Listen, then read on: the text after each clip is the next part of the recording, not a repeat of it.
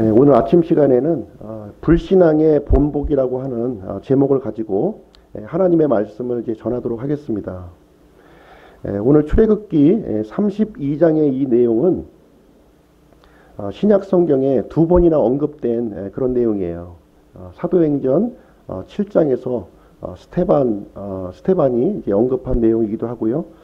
고린도전서 10장에도 이 동일한 이 사건의 내용이 여기에 기록이 되어 있습니다. 주전 예수님이 오신 그 이제 해를 기점으로 해서 주전과 주후로 이렇게 나누고 있습니다. 주전 4천년 경에 이제 하나님께서 온 우주 만물을 이렇게 창조하셨습니다. 그렇게 하고 약 1500년이 지나서 주전 약 2500년경에 노아의 홍수로 인해서 전 지구가 이제 물로 덮이는 대격변이 이제 일어났습니다. 오늘날의 이 지구 환경은 이 홍수로 망가진 이후의 모습, 그 모습을 이제 우리는 이제 보고 있는 것이 되겠습니다. 노아의 홍수가 이제 일어난 지 약 500년이 지나서 주전 2000년경에 하나님께서는 아브라함이라고 하는 한 사람을 이제 부르시는 장면이 이제 성경에 기록이 되어 있습니다. 그 당시 모든 사람들이 하나님으로부터 이제 떠나갔어요.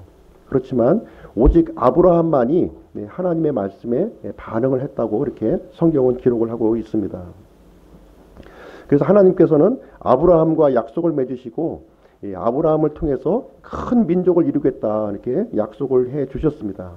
이 시점은 아직도 아브라함에게 아들이 없었던 그러한 시점이었어요. 그러한 시점에 아브라함을 통해서 이제 큰 민족을 이루시고 그리고 그 자손들이 이방 땅에서 낯선 땅에서 400년 동안 종소리를 할 것이다 하는 내용을 성경에 미리 이제 말씀해 주시는 내용이 이제 나오고 있습니다. 그 내용을 한번 다시 가서 찾아보시도록 하겠습니다. 창세기 15장 말씀입니다.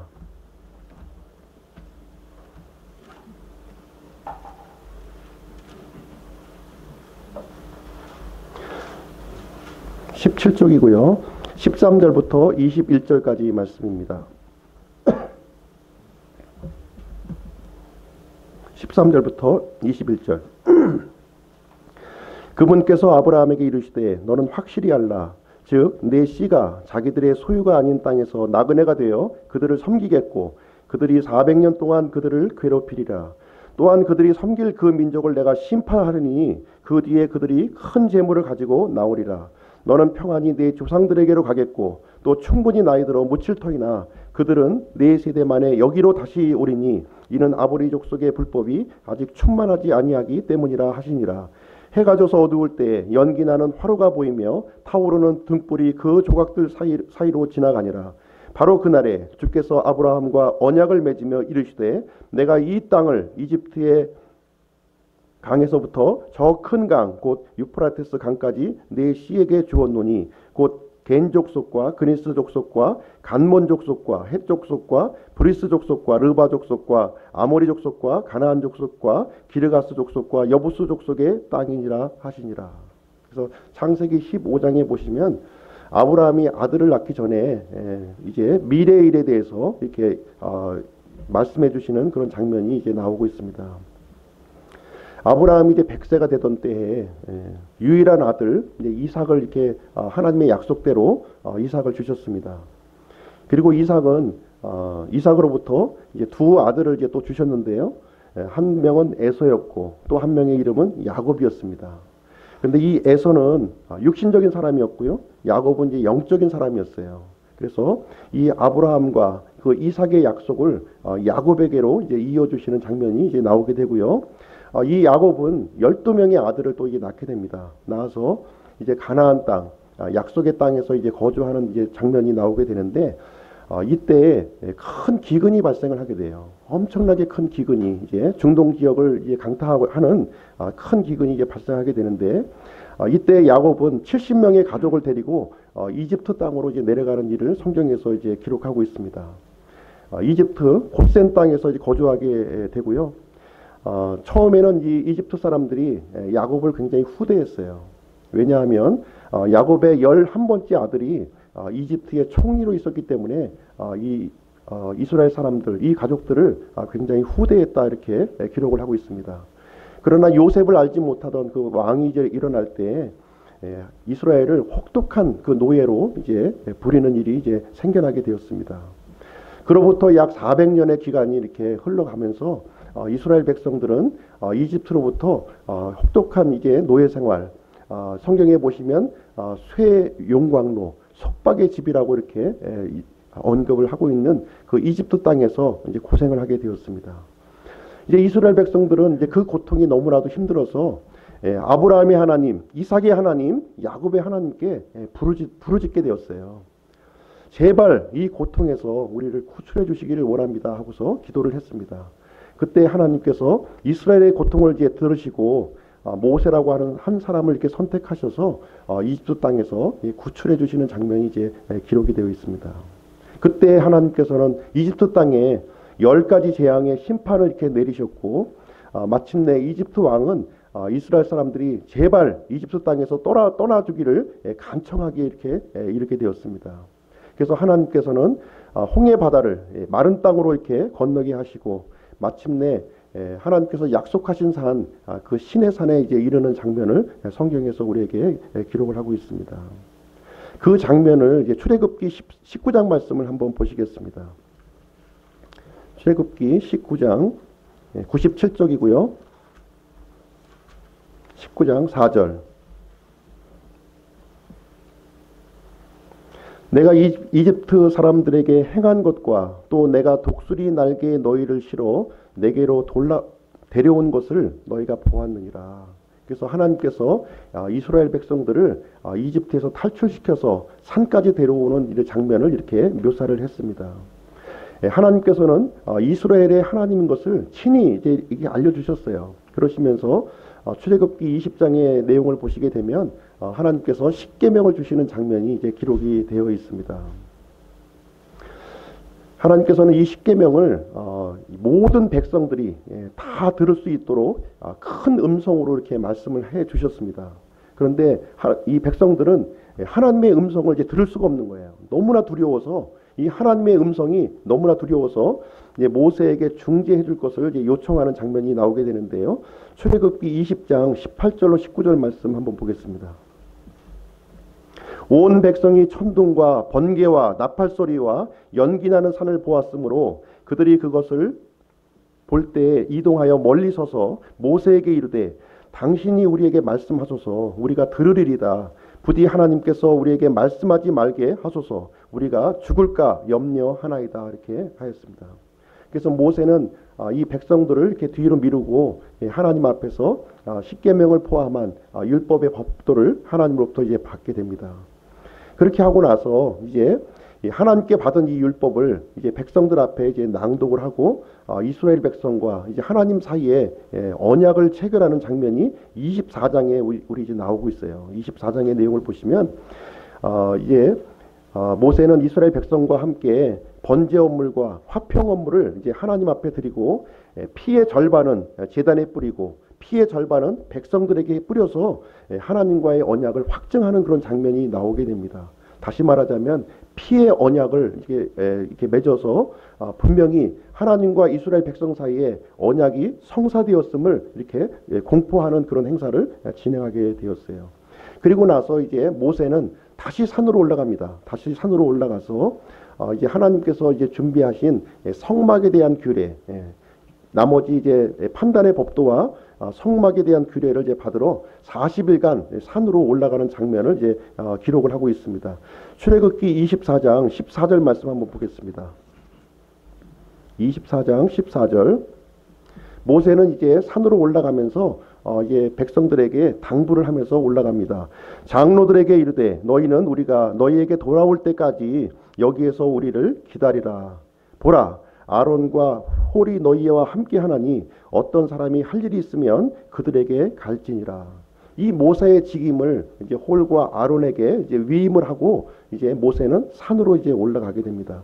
40일간 주야로 이제 산에 머물면서 이제 율법에 관련된 모든 규례들 그리고 성막에 관한 규례들을 이제 하나님 앞에 직접 받는 그런 일이 이제 진행하고 있었습니다. 이 시간은 굉장히 중요한 시간이에요. 이제 하나님께서 이스라엘을 자신의 백성으로 이렇게 삼으시면서 이제 구체적으로 그 왕국에 필요한 그 법도들을 하나하나 이제 알려주는 굉장히 중요한 시점입니다. 이스라엘이 하나의 이제 국가로서 탄생하는 굉장히 중요한 시점에 이제 모세를 통해서 진행하고 있는 그런 상황에 지금 이제 놓여져 있는 것입니다. 근데 이 중요한 시점에서 이 산 밑에 있는 이 이스라엘 백성들에게 있어서는 안 될, 일어나서는 안 될 그 일이 이제 일어나고 있는 것을 우리는 32장을 통해서 우리는 살펴볼 수가 있습니다. 32장을 한번 보시겠습니다. 오늘 이제 읽었던 말씀인데요. 이제 이스라엘에게는 율법 시대의 막이 이제 올라갔습니다. 법이 선포가 된 거예요. 다시 말하자면 대한민국의 헌법이 선포가 된 것처럼 이스라엘 민족에게 이 하나님의 법, 율법이 이제 선포가 된 것입니다. 굉장히 중요한 시점이에요. 모세와 여호수아가 산에 올라간 지 이제 꽤 오랜 시간이 이제 흘러갔습니다. 39일이 지나갔다고 이제 얘기를 하고 있습니다. 그런데 산 밑에서 과연 이제 어떤 풍경이 이제 벌어지고 있는가? 31장 하반부를 이렇게 보시면 마지막 부분에 보면 이 안식일에 대한 규정을 지금 이제 모세에게 주고 있습니다. 이 안식일은 무엇이냐면 이스라엘 백성과 이제 하나님 사이에 영원한 규례예요. 영원한 규례. 이스라엘 백성과 하나님과 이렇게 이 교제를 나누시겠다고 하는, 함께 하시겠다고 하는 굉장히 중요한 내용이 이제 안식일의 개념이 여기에 들어 있습니다. 이 내용을 얘기하시면서 이제 32장을 이제 하나님께서는 이제 기록을 하고 있는 것입니다. 아마 하나님께서는 32장을 기록하고 싶지 않았을 거예요. 그러나 이 오늘 읽은 로마서 15장의 말씀대로 무엇이든지 전에 기록한 것은 우리의 배움을 위해서 우리에게 기록되었다고 이렇게 말씀하고 있어요. 이 내용을 기록하신 목적이 있는 거예요. 후대에 살고 있는 사람들이 이런 이 동일한 불신앙의 본보기를 따라하지 말도록 하기 위해서 32장의 내용을 이제 기록을 한 것입니다. 1절부터 29절까지의 말씀을 이제 살펴보았는데요. 이스라엘의 이제 불신앙의 본보기를 우리에게 말씀해주고 있으면서 1절부터 6절까지는 우상 노름에서 거룩히 구별하라 이렇게 말씀하고 있습니다. 7절부터 14절까지는 인간 지도자로부터 거룩히 구별하라 이렇게 말하고 있고요. 15절부터 25절까지는 죄로부터 거룩히 구별하라. 26절부터 29절까지는 하나님께로 거룩히 구별하라는 말씀으로 이제 내용을 이제 전해드리도록 하겠습니다. 1절부터 6절까지 말씀을 먼저 보시겠는데요. 먼저 1절 한번 보시죠. 1절 32장 1절. 모세가 산에서 내려오는 것이 늦어지는 것을 백성이 보고는 함께 모여 아론에게 가서 그에게 이르되 일어나 우리를 위해 우리 앞에 갈 신들을 만들라. 이 모세 곧 우리를 이집트 땅에서 데리고 올라온 사람에 관하여는 그가 어찌 되었는지 우리가 알지 못하노라. 모세가 산에서 이제 더디 내려오는 것을 보고서 백성들은 이제 하나님을 찾기보다는 다른 신을 이제 찾는 모습을 여기서 볼 수가 있습니다. 우리를 위해 우리 앞에 갈 신을 이제 만들라 이렇게 말하고 있는 모습이 보여지고 있습니다.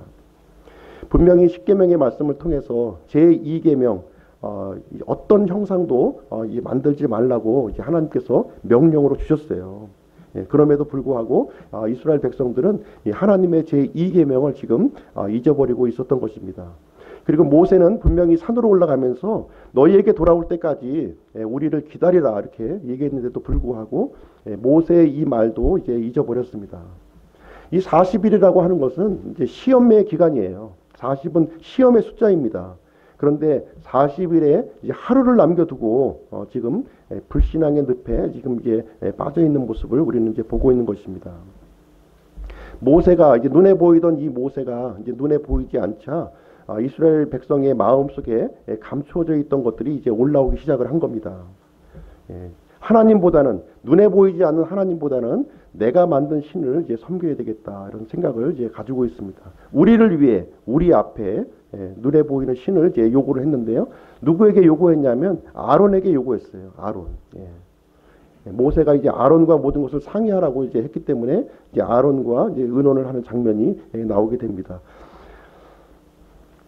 2절 말씀 보시면 너희 아내들과 너희 아들딸의 귀에 있는 금 귀고리를 빼서 내게로 가져오라. 아론은 이렇게 명령을 합니다. 금 귀고리를 이제 가져오라고 그랬는데 금 귀고리가 이제 어디에서 나온 것입니까? 노예 생활을 하던 이 이스라엘 백성에게 금이 있었을 리는 만무하고요. 이집트에서 가지고 나온 것입니다. 이집트에서 하나님께서 이렇게 허락해 주신 물건들인데 마땅히 이제 하나님께 드려야 할 이 물건을 이제 눈에 보이는 신을 만들기 위해서 드려지는 장면이 여기에 나타나 있습니다. 3절과 4절 말씀 보겠습니다. 온 백성이 자기들의 귀에 있던 금 귀고리를 빼서 아론에게로 가져오니라. 그가 그들의 손에서 그것들을 받아 송아지를 부어 만들고 새기는 도구로 그것의 모양을 내매 그들이 이르되 오 이스라엘아 이것들은 너를 이집트 땅에서 데리고 올라온 내 신들이니라. 이렇게 말하는 장면이 여기에 나와 있어요. 이 송아지의 형상을 지금 만들고 지금 신들이라고 이제 부르고 있는 것입니다.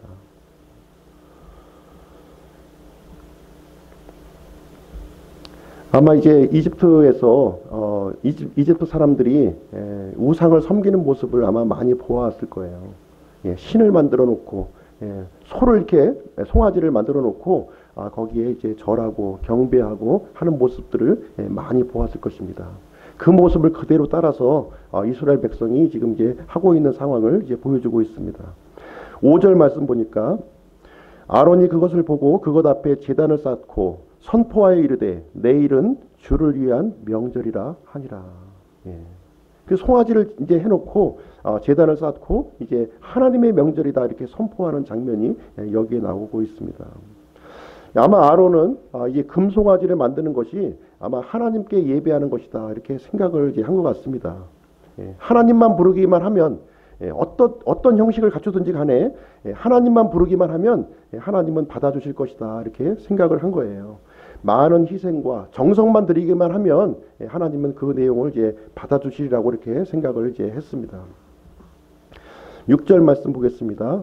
다음 날이 되었어요. 다음 날에 그들이 일찍 일어나 번제 헌물을 드리고 화평 헌물을 가져오며 백성이 앉아서 먹고 마시며 일어나서 뛰놀더라 이렇게 기록이 되어 있습니다. 사람들은 보면은 이렇게 우상을 섬기는 일에 있어서는 굉장히 부지런해요. 너무나도 부지런합니다. 하나님의 일을 하라고 그러면 이렇게 굉장히 더딘 것을 보게 되는데 우상을 섬기라고 그러면 굉장히 부지런하게 이렇게 열심히 움직이는 모습을 볼 수가 있습니다. 이 내용을 통해서 하나님도 변함이 없으시고 이 사람의 본성도 변함이 없구나 하는 사실을 이스라엘의 백성을 통해서 우리는 살펴볼 수가 있습니다. 이 이스라엘 백성들이 이 송아지 앞에서 앉아서 먹고 마시며 일어나서 뛰놀았다 이렇게 기록을 하고 있습니다. 뛰어놀았다고 하는 것은 여기에 보시면 부둥켜 안고 춤을 추었다는 얘기예요.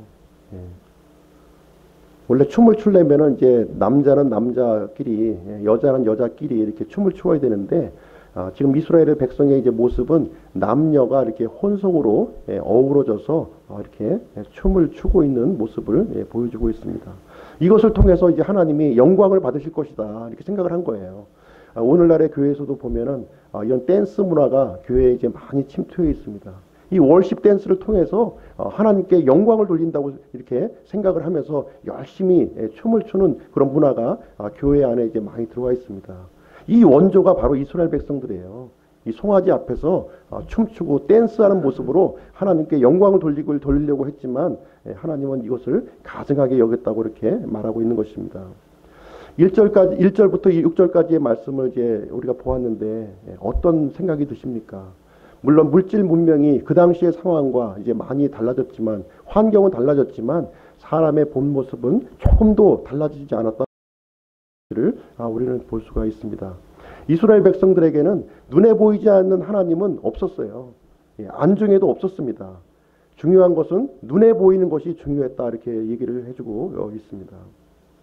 오늘날에 이제 송아지 같이 이렇게 우상을 만들고 이렇게 그런 일은 없어요. 없지만 이 탐욕의 우상, 이 신약 시대에 와서는 탐욕의 우상이라고 말씀하셨거든요. 이 탐욕의 우상을 품고 교회에 나오는 사람들이 대단히 많이 있습니다. 이 마음 속에 하나님을 모시고 나오는 것이 아니라 내가 이루고자 하는 그 야망과 소망을 품고 탐욕의 우상을 품고 교회에 나오는 사람이 대단히 많다는 거예요. 하나님이 없다 보니까 이 사람의 삶이 부패해지고 망가질 수밖에 없는 것입니다. 하나님의 말씀과 전혀 다른 모습으로 이렇게 벌어질 수밖에 없다고 하는 사실을 우리에게 얘기해주고 있습니다. 하나님은 이런 모습을 받아주시지 않으셔요. 이것은 하나님의 거룩함을 짓밟는 행위입니다. 그래서 하나님께서는 이런 우상 노름에서 이 하나님의 백성들이 거룩히 구별되기를 이렇게 원하시는 것입니다. 두 번째로 인간 지도자로부터 이렇게 구별되기를 하나님은 원하십니다. 7절부터 14절까지 말씀을 보겠습니다. 먼저 7절 보시죠. 주께서 모세에게 이르시되 가라 너는 내려가라 내가 이집트 땅에서 데리고 나온 네 백성이 스스로 부패하였느니라. 하나님께서 이스라엘 백성들을 향해서 이제 하시는 말씀이 뭐냐면 네 백성이라고 하고 있습니다. 네 백성, 모세의 백성이다 이렇게 얘기를 하고 있어요. 9절 말씀에도 보면 이 하나님의 백성을 이 백성, 그 백성이라고 얘기를 하고 있습니다. 사실 이제 이스라엘 백성들은 하나님을 섬기기보다는 이게 모세를 이렇게 섬겼던 것 같습니다. 눈에 보이는 모세가 더 중요한 이제 의미를 이제 가지고 있었습니다. 사실 이제 모세를 이렇게 보시면 굉장히 이스라엘 사람들에게 영웅 같은 존재예요. 영웅 같은 존재입니다. 막대기로 이제 뱀을 만들었죠. 막대기로 이집트 땅에 그 재앙을 이렇게 선포했죠. 막대기로 또 홍해를 갈라서 이렇게 마른 땅으로 건너게 한 사람이 바로 모세입니다. 하나님께서 모세를 활용하셨지만 실질적으로 이스라엘 사람의 눈에는 모세가 한 것처럼 이렇게 보였다는 거예요. 그리고 광야에 나와서는 이 반석을 이렇게 막대기로 치니까 물이 솟아나는 이런 일을 백성들은 보고서 모세를 이렇게 신뢰하고 의지하는 일을 이렇게 했던 거예요. 그런데 이 모세가 이제 산에 올라갔는데 죽었는지 살았는지 도저히 알 수가 없는 거예요. 내려오질 않는 거예요. 이 모세가 이제 우리 가운데 없어졌다면 어떻게 될 것인가? 이 큰일 난 거 아닌가? 이게 이런 생각을 이제 가지게 되었고, 이제 마음 속에 있었던 하나님을 모시기 싫은 마음이 있었거든요. 그 마음이 이제 부패하고 이런 것으로 나타났던 것을 우리는 볼 수가 있습니다. 8절 말씀 보실게요. 8절. 그들이 내가 그들에게 명령한 길에서 속히 떠나 자기들을 위해 송아지를 부어 만들고 그것에게 경배하며 그것에게 희생물을 드리고 말하기를 오 이스라엘아 이것들은 너를 이집트 땅에서 데리고 올라온 내 신들이니라 하였도다. 하나님께서 산에서 모세에게 지금 이제 이스라엘 백성의 이 상황을 그대로 이제 전달해주는 내용이 되겠습니다. 사실 이제 이스라엘 백성들 마음 속에 문제가 있었던 거예요. 전혀 하나님께서는 율법을 선포하고 이스라엘의 국가를 선포했지만 이스라엘 백성들은 전혀 하나님을 섬기고자 하는 그런 마음이 준비가 안 되어 있는 그 모습을 우리는 살펴볼 수가 있습니다. 9절 말씀 주께서 또 모세에게 이르시되 내가 이 백성을 보아왔는데 보라 그 백성은 목이 뻣뻣한 백성이로다. 하나님께서 이 백성 그 백성이라고 지금 얘기하고 있어요. 자신의 백성이라고 얘기를 하지 않고 있습니다. 목이 뻣뻣한 백성이다 이렇게 얘기를 하고 있습니다. 아무리 얘기해줘도 하나님의 뜻으로 이렇게 돌이키기를 이렇게 거부하는 아주 고집이 센 민족이라고 얘기를 하고 있습니다. 10절 말씀 보겠습니다. 그런즉 이제 나를 홀로 내버려 두라. 내가 그들에게 맹렬히 진노하여 그들을 소멸시키고 너로부터 큰 민족을 만들리라 하시니. 이제 하나님께서는 맹렬히 이제 진노하셨다고 이렇게 말씀하시면서 이 백성을 싸그리 지금 다 이제 멸망시키겠다고 지금 이제 선포하시는 내용이 되겠습니다. 이 밑에서 지금 벌어지고 있는 송아지들과 춤추고 있는 이 백성들을 내가 싸그리 진멸시키겠다고 지금 이제 선포를 하십니다. 그리고 나서 모세 너로부터 다시 새로운 민족을 내가 세우겠노라 이렇게 말씀하시는 장면이 나옵니다. 이때 모세는 하나님 앞에 이제 중보의 기도를 드리는 장면이 이제 나오게 돼요. 신명기 9장 20절에도 보면은 하나님께서는 이 아론에 대해서도 진노를 했다고 이렇게 기록을 하고 있습니다. 모세와 여호수아를 제외하고는 이스라엘 백성 모두에게 이제 하나님은 이제 진노를 이제 하고 있는 장면이 이제 되겠습니다. 사실 이제 모세는 백성들로부터 이제 신이 되고자 하는 마음은 없었어요. 예, 사실이 그러합니다. 예, 자신의 백성이라고 생각하지도 않았습니다. 문제는 백성들이 모세에 대하여 부패한 마음, 잘못된 마음을 갖고 있었다는 거예요. 예, 백성들에게 문제가 있었다고 지금 이제 하나님께서는 이 사실을 우리에게 이제 지적을 해주고 있는 것입니다. 그래서 이스라엘 백성들은 모세가 없는 이 틈을 타서 다시 이집트로 돌아가자.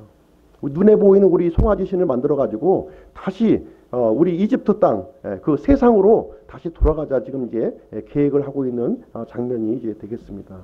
11절부터 13절까지는 모세가 이스라엘 백성들을 위해서 중보 기도하는 장면이 이제 되겠습니다. 모세가 주 자신의 하나님께 간청하여 이르되 주여 어찌하여 주께서 큰 권능과 강한 손으로 이집트 땅에서 데리고 나오신 주의 백성에게 맹렬히 진노하시나이까.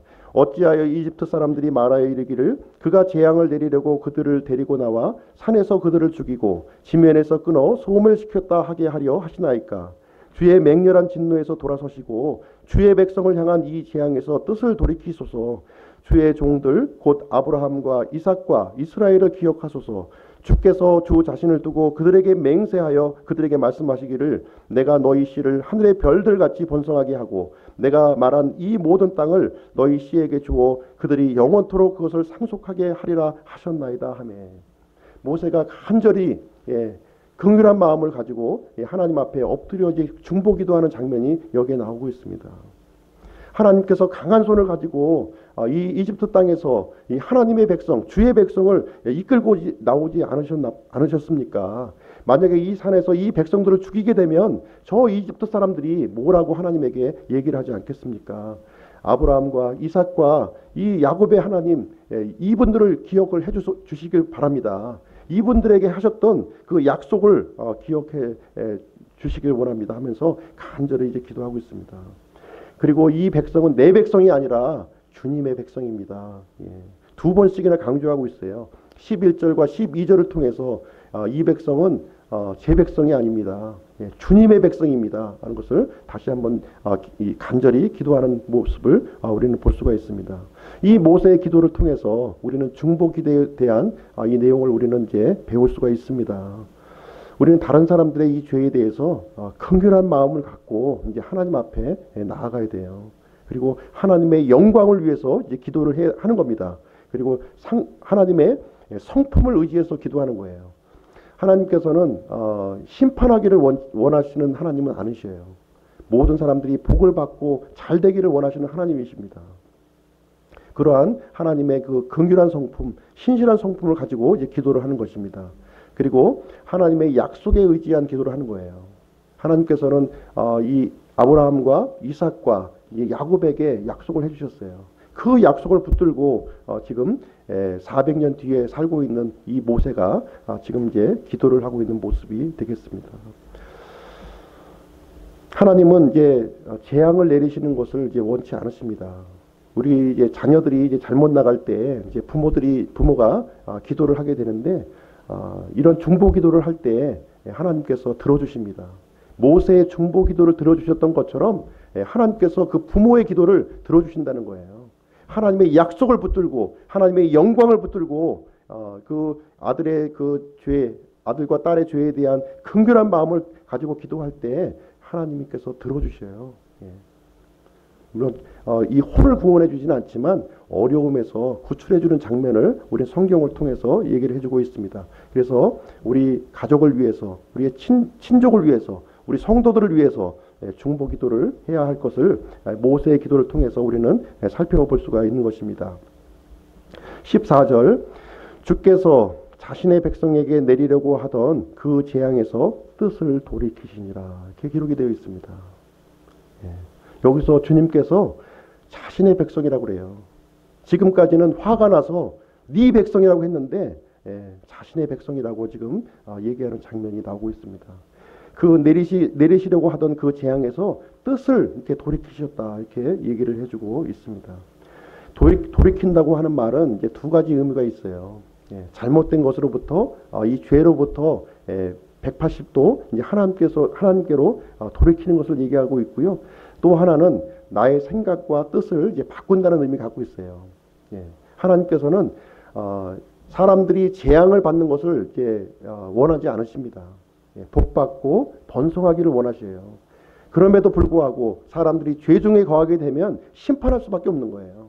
근데 사람들이 심판받을 사람들이 이제 뜻을 바꾸어서 이제 하나님 앞으로 이렇게 돌이키게 되면 그 재앙의 뜻을 하나님은 바꾸신다.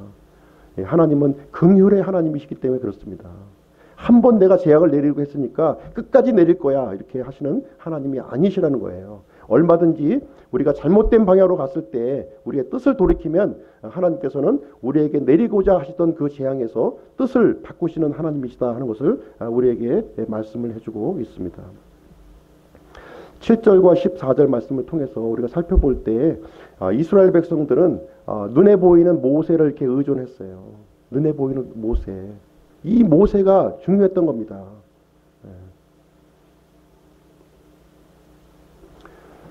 눈에 보이는 모세를 이렇게 인간을 따르게 되면 부패할 수밖에 없습니다.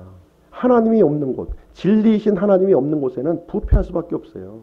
그래서 하나님께서는 우리들 마음속에 사람이나 그 어떤 눈에 보이는 것이 있지 아니하고 이 거룩하신 하나님이 우리 마음에 모실 것을 우리에게 얘기를 해주고 있는 것입니다. 하나님이 우리 안에 들어와 있을 때 우리의 삶이 바르게 되고 올바른 길로 이렇게 간다고 하는 사실을 우리에게 보여주고 있습니다. 그래서 눈에 보이는 인간 지도자로부터 구별될 것을 우리에게 말씀해 주고 있고요. 눈에 보이는 것을 이렇게 믿고 의지하는 것은 믿음이 아닙니다. 히브리서 11장 1절에 보시면 믿음은 바라는 것들의 실체요 보이지 않는 것들의 증거다 이렇게 말씀하셨거든요. 우리가 눈에 보이는 이런 인간 지도자보다는 하나님을 의지하고 신뢰해야 될 것을 우리에게 이제 가르쳐주고 있습니다. 세 번째로 이제 15절부터 이제 25절까지 살펴볼 텐데요. 죄에서부터 이제 구별해야 될 것을 얘기해주고 있습니다. 하나님은 죄를 싫어하시는 분이에요. 죄를. 그래서 하나님의 백성들이 죄에서 구별될 것을 우리에게 말씀해주고 있습니다. 15절 말씀 보겠습니다. 15절 모세가 돌아와서 산에서 내려오는데 두 증언판이 그의 손에 있었고 그 판들의 두 면에 곧 이쪽 면과 저쪽 면에 글이 쓰여 있었더라. 그 판들은 하나님께서 만드신 것이요 거기 쓰여 있는 것은 하나님께서 쓰셔서 판들에 새기신 것이더라. 하나님께서 처음에 이제 십계명 돌판을 이렇게 모세를 통해서 주셨는데요. 하나님께서는 판도 처음에 이제 이렇게 만드셨고 하나님께서 친히 그 판에 이제 기록을 주셨는데 이 돌판의 앞면과 뒤편에 다 이제 글자가 기록되어 있다고 하는 사실을 여기에서 알려주고 있습니다. 17절 백성이 소리치므로 여호수아가 그들의 소리를 듣고 모세에게 이르되 진영에서 전쟁하는 소리가 나나이다 하니 여호수아가 이제 그 산 밑에 일어나고 있는 소리를 들었는데 아주 요란한 소리가 이렇게 들린 거예요. 아주 그 요란한 소리. 마치 이제 전쟁하는 소리와 같이 막 칼이 부딪히고 아주 그런 아주 시끄러운 소음이 들리는 것을 이제 발견했습니다. 오늘날 교회의 음악이 대단히 시끄러워요. 우리 믿는 사람들이 보기에도 도대체 저 안에서 하나님을 찬양하는 노래를 하고 있는 것인가 하는 것이 의심이 될 정도로 굉장히 시끄러운 음악이 거기에서 이루어지고 있어요. 마치 이 무도장에 가서 들어야 될 아주 이 찢어지는 그 음악들이 교회 안에서 이제 이루어지고 있고요.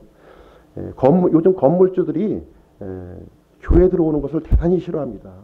너무 시끄러워가지고 찢어지는 소리 때문에 그 소음 때문에 이제 견딜 수가 없는 거예요. 주변의 상가들도 굉장히 싫어해요. 교회 들어오는 거를.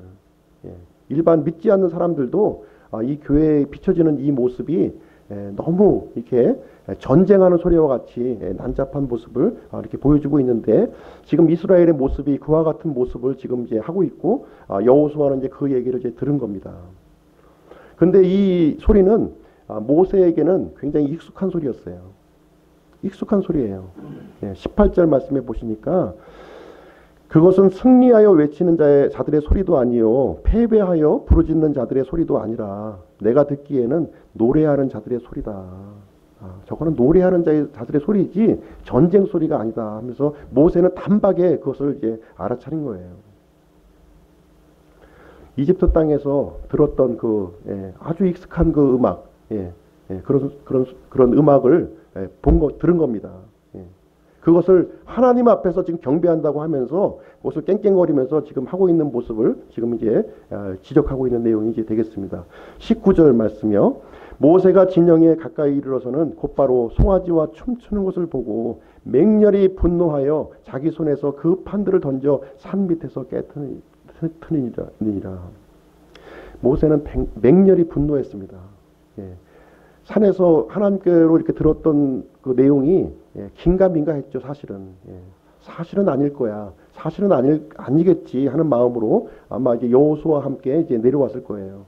막상 이 이스라엘의 모습을 바라보니까 이것은 하나님이 전했던 그 말씀보다는 더 심각한 그런 상황에 이제 놓여져 있는 것을 우리는 이제 발견을 한 겁니다. 맹렬히 분노했다고 이렇게 얘기를 하고 있어요. 사람이 이 하나님의 법을 지키지 않으면 법이 아무런 의미가 이제 없는 겁니다. 더군다나 그리스도인들이 춤을 추는 것, 이것은 합당치 않은 일이라고 이제 우리는 이제 이 말씀을 통해서 이제 알 수가 있는 것이죠. 또 우리 그리스도인들이 절대 화를 내서는 안 된다 이렇게 이제 가르치는 사람들이 있습니다. 그리스도인들은 화를 내서는 안 된다. 개역 성경에 의하면 화를 내서는 안 돼요. 그렇죠? 개역 성경에 의하면 화를 지옥에 갑니다. 그렇게 기록이 되어 있어요. 예수님께서도 이제 이 공생애를 하시면서 화를 이제 2번 내셨는데 개역 성경에 의하면 예수님도 지옥에 가셔야 되는 거죠. 화를 내셨으니까.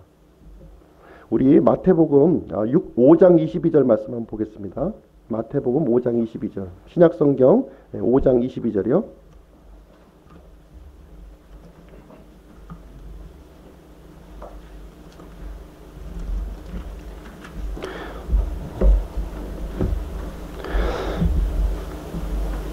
나는 너희에게 이르노니 누구든지 까닭 없이 자기 형제에게 화를 내는 자는 심판의 위험에 처하게 되고 누구든지 자기 형제에게 나가 하고 말하는 자는 공회의 위험에 처하게 되거니와 누구든지 너 어리석은 자여 하고 말하는 자는 지옥불의 위험에 처하게 되리라. 이렇게 기록이 되어 있습니다. 개역 성경에는 이제 한 단어가 빠져 있어요. 한 단어가 한 구절이 까닭 없이라고 하는 말이 이제 빠져 있습니다. 흠정역 성경에는 이 까닭 없이 흠정역에서 이제 가르치는 바는 이유가 있다면 화를 내야 된다는 거예요. 화를 내야 될 이유가 있으면 화를 내야지 화를 안 내면 바보죠.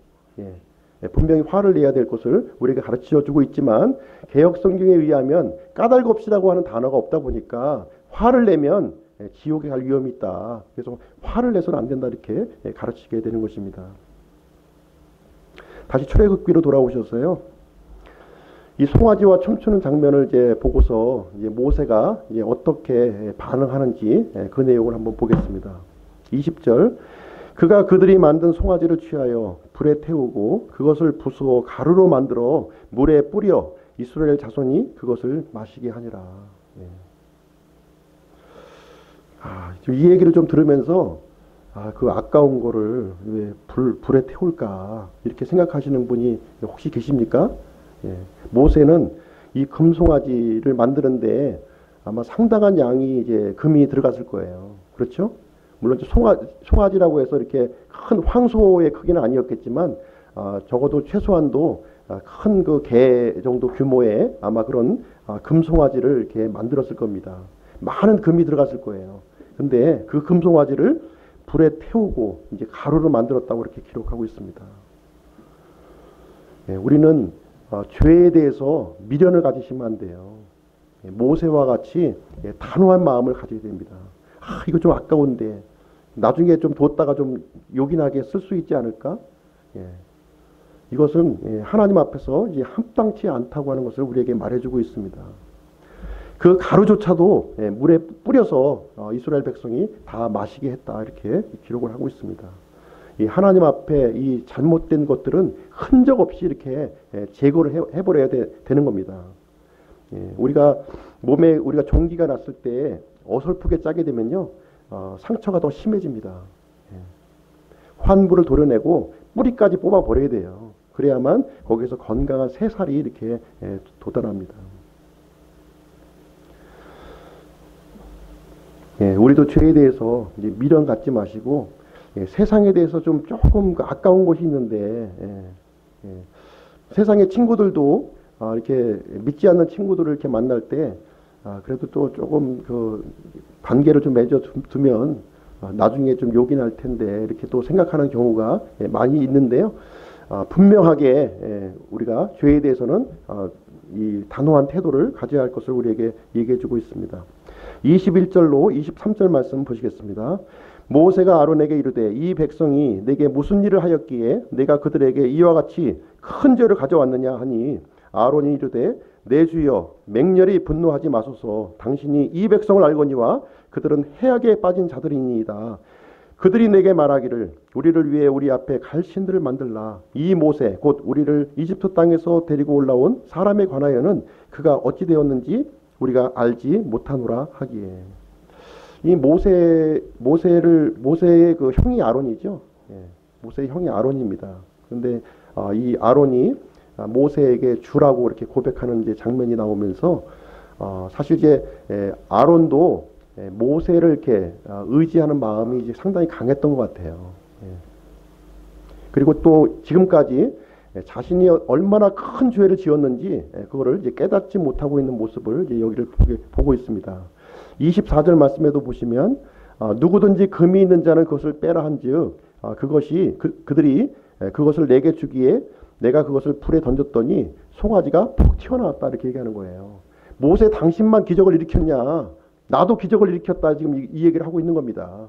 당신 모세가 없는 동안에 나도 기적을 일으켰다. 백성들 앞에서 금을 갖다가 이 불에다가 던졌더니 금송아지가 툭 이렇게 튀어나왔다.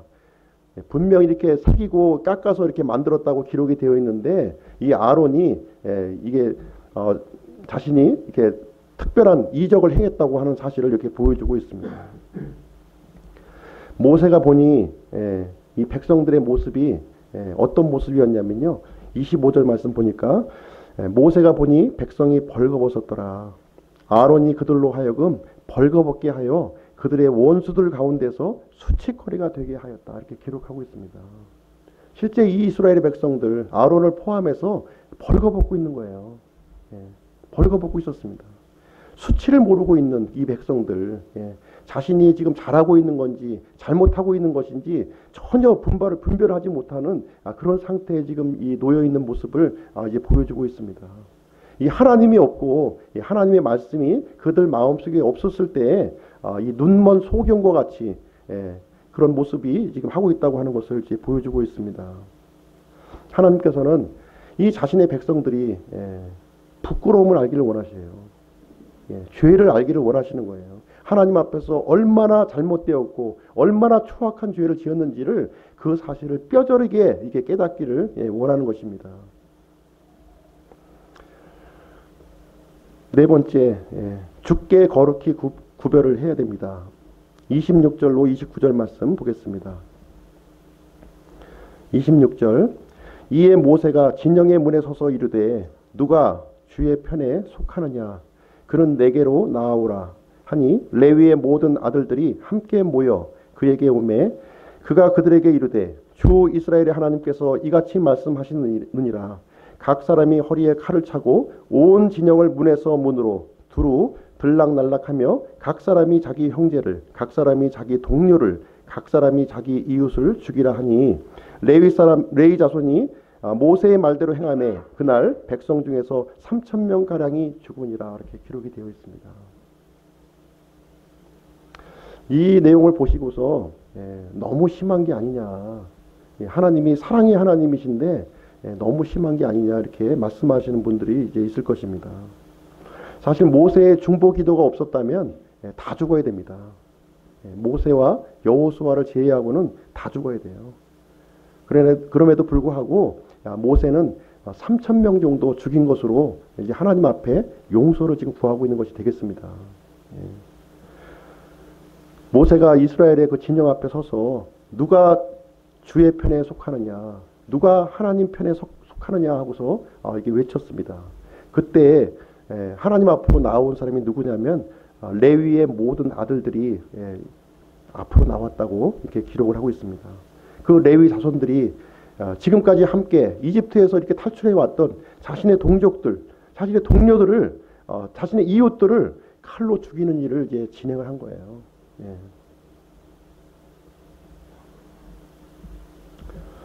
우리는 이 내용을 통해서 율법의 요구는 단호하다는 것을 우리는 이제 깨달아야 됩니다.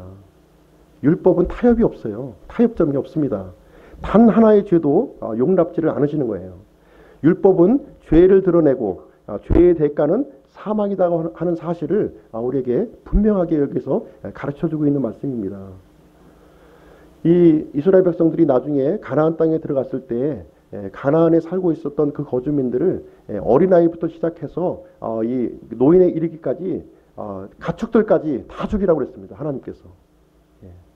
하나님은 이 죄에 대해서는 아주 엄격하게 심판을 진행하시는 분이라고 하는 사실을 여기서 우리는 깨달아야 되는 거예요. 어떻게 하나님이 사람을 다 죽이라고 하느냐, 이 접근이 아니라 하나님은 이 거룩하신 하나님이시다 하는 것을 우리는 알아야 됩니다. 고린도전서 15장 55, 56절에 보면 오 사망아 너의 쏘는 것이 어디 있느냐, 오 무덤아 너의 승리가 어디 있느냐, 사망에 쏘는 것은 죄요 죄의 힘은 율법이니라 이렇게 얘기를 하고 있습니다. 율법은 죄를 드러내고 죄는 사망을 가져온다는 거예요.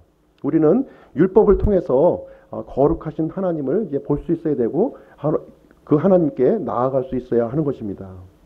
그 하나님께 긍휼을 구하고 나가는 거예요.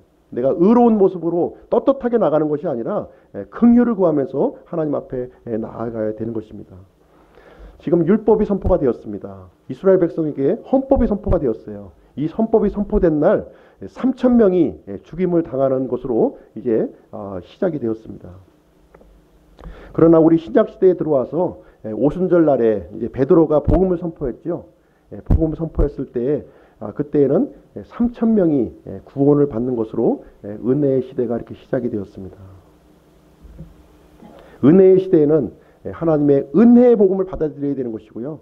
율법 시대에는 긍휼한 마음을 가지고 이 거룩하신 하나님 앞에 우리가 나아가야 된다는 것을 우리에게 알려주고 있습니다. 29절 말씀 보겠습니다. 29절 모세가 이르되 각 사람은 자기 아들과 자기 형제를 쳐서 오늘 너희 자신을 주께 거룩히 구분하라. 그리하면 그분께서 이날 너희에게 복을 주시리라 하였더라. 이렇게 기록하고 있습니다.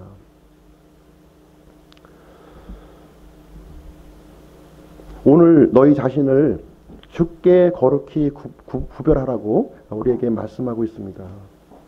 하나님께 이렇게 거룩히 구분하는 자에게는 하나님께서는 복을 약속해 주셨어요. 복을 약속해 주셨습니다. 어떤 복입니까? 하나님은 하나님 안에서 누리는 모든 복을 얘기하고 있는 거예요. 모든 복. 특별히 이제 이스라엘 백성에게 약속하신 이 복은 무엇이냐면 아브라함과 이삭과 야곱에게 약속하셨던 그 복을 주시겠다고 이제 약속을 하시는 겁니다. 이집트 강에서부터 저 큰 강 유프라테스까지 이르는 이 땅을, 이 지역의 땅을 영원토록 이스라엘 백성에게 약속을 해주셨어요. 오늘 너희 자신을 주께 거룩히 구분하라. 그리하면 그분께서 이날 너희에게 복을 주시리라. 오늘 이 시대에 살고 있는, 은혜의 시대에 살고 있는 우리들에게도 동일한 말씀을 하나님께서는 하시고 계신 겁니다. 오늘 너희 자신을 주께 거룩히 구분하라고 이렇게 말씀하고 있는 거예요. 우상에서부터, 죄에서부터 인간 지도자, 눈에 보이는 인간 지도자로부터 거룩히 구별할 것을 우리에게 말씀을 해주고 있는 것입니다. 눈에 보이지 않는 이 하나님을 믿음으로 이렇게 나아갈 것을 얘기해 주고 있고요. 누구든지 믿음으로 나아가는 자들에게는 하나님께서 이제 기쁘게 하시고 또 보상을 주시겠다고 약속을 해 주셨습니다. 결론을 내리도록 하겠습니다. 오늘 아침 시간에는 이스라엘의 불신앙의 본보기 내용을 이제 함께 살펴보았습니다. 이 내용은 신약 성경에도 이렇게 기록을 해주시면서 우리 잘못된 본보기로서 우리에게 알려주시고 있고요. 이런 본보기를 다시 우리 신약 성도들이 반복하지 말아야 될 것을 우리에게 얘기해 주고 있습니다. 우상으로부터 거룩히 구별하라. 눈에 보이는 인간 지도자로부터 거룩히 구별하라. 죄로부터 거룩히 구별하라. 또 하나님께로 거룩히 구별하라고 우리에게 이제 말씀하고 있는 것입니다. 오늘날 우리 시대에는 하나님의 이 거룩함이 상실된 그런 시대에 이제 살고 있습니다. 이 세상은 우상과 죄와 부패로 이제 얼룩져 있어요. 그리스도인들은 이스라엘 백성들이 이집트에서 이렇게 구출받은 것처럼 이 세상에서 구출받았다고 하는 사실을 절대로 잊어버려서는 안 돼요. 세상으로 우상으로 다시 돌아가려고 해서는 안 된다 하는 내용을 우리에게 알려주고 있습니다.